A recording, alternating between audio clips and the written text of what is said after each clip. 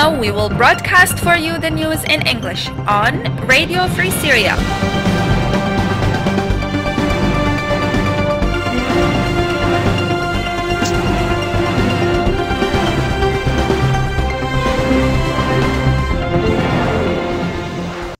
Welcome to our news hour from Radio Free Syria. I am MarwanKADRO and I'll be with you during this news hour.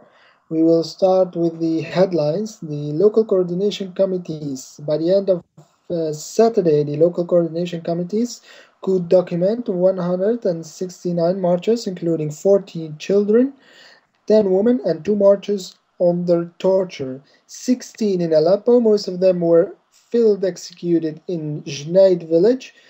57 in Damascus and its suburbs, 14 in Homs and Dar'a, 12 in Deir ez-Zor, 5 in Hama, 4 in Idlib, 2 in Latakia, and 1 marcher in the province of Al-Raqqa. The Free Syrian Army clashed with regime forces in 139 points. The FSA was able to shoot down a warplane that had been shelled Kafr al-Buda and Hama, and in Raqqa they were able to liberate the military housing in the 3rd district of the city, and they were able to free the Dalla checkpoint in the city of Tabaqa. The FSA also targeted a political security building and the directorate building of the region with homemade rockets in Homs. The FSA were able to liberate the regime checkpoint in Hajjana in Palmyra, in the countryside of Homs. As in Deir ez-Zor, the FSA took control of Shlahma Street and liberated it from regime forces. They shelled a security building in the Al-Huwaiq neighborhood. As in Dar'a, they took control of the Harash checkpoint near to the dam area. In Quneitra, they destroyed the checkpoint located between Hamrid and Tiha areas. In the Damascus suburbs, the FSA struck the Trab checkpoint in Zabadani and took control over the officers' housing in Adara. In Damascus itself, the FSA attacked the Shamdin checkpoint in Rukn al-Din for the 2nd time in 2 days. In Khan al-Sheikh, in the Damascus suburbs, the FSA repelled several attempts by regime forces to storm the city. They were also able to destroy several regime tanks and armored vehicles in various cities and towns in Syria. We will start with Damascus and its suburbs.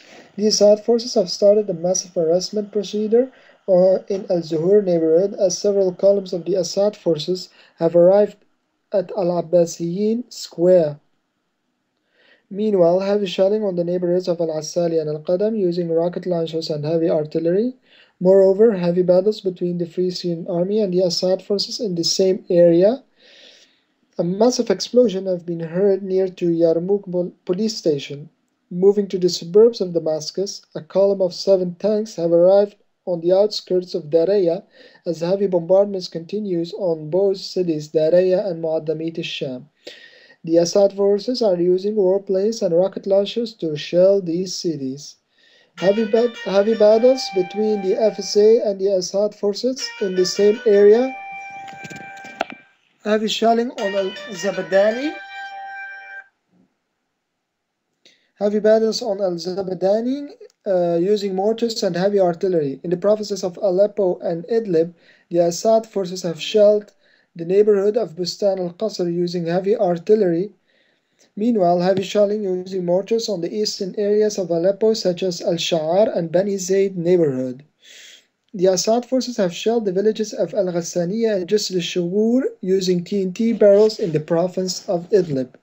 Moving to the provinces of Homs and Hama, renewed shelling on Homs' old neighborhoods using tanks and mortars as heavy battles between the Free Syrian Army and the Assad forces continued near to the southern areas of Al-Qal'at al-Husn. In Hama, heavy battles between the Free Syrian Army and the Assad forces in Al-Andalus neighborhood and the southern base in Hamas city.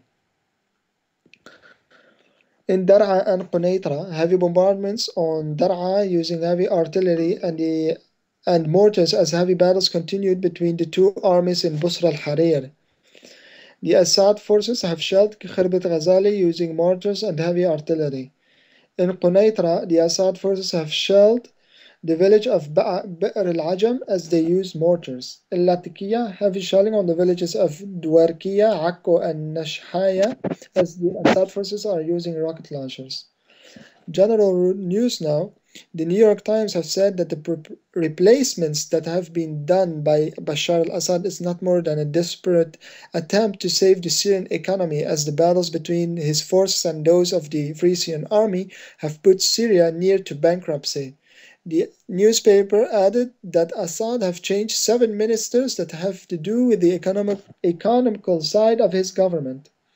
In Israel, the Israeli government have replaced the soldiers that are located on the Syrian border with high rate soldiers, as the Israelis expecting the fall of Assad in the near future. Meanwhile, the Iraqi Prime Minister Nour al-Maliki have said that the Assad regime will not fall. He added that the Alawite minority will fight among other minorities against the major Sunni population in Syria. This was it for today. Thank you very much for listening. I am MarwanKADRO. Along with me, Executive Manager Islam Al-Idlbi. Please follow us on freesyriaradio.web.com.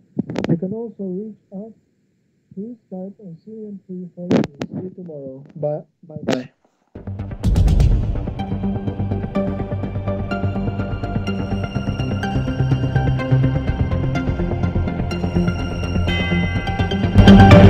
Right now, we will broadcast for you the news in English on Radio